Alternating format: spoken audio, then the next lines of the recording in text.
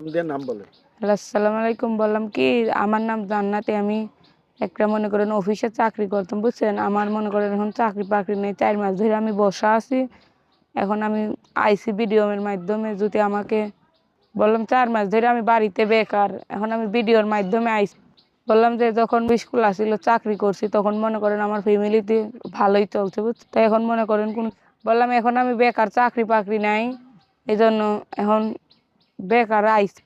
বললাম টাকা যা ইনকাম করছিলাম সব শেষ। বাড়িতে মনে করেন অনেকদিন ধরে 4 মাস ধরে একটা মানুষের চাকরি বাকরি না থাকলে, একটা ছোট ভাই আছে, মা আছে, আমি সংসার চলে, বুঝছেন? এখন তো সংসারটা আর চলে না, এই জন্য আইসি। বললাম এখন তো টাকা পয়সা নেই, আমি মনে করেন কিস্তিতে বাকি লোনে টাকার জন্য দরখাস্ত দিছি। সংসার চালাইতে হবে না?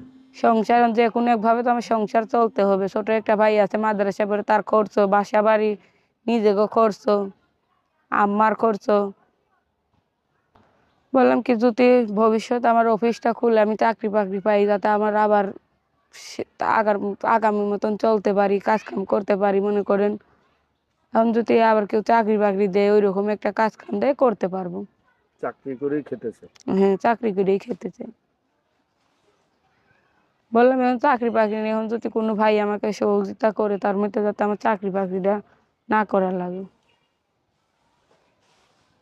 আমি এখন চাকরি বাকরি করতে চাই, আমি ইউটিউবের সামনে আসতে চাইনি, অনেক বাধ্য হয়ে আইছি।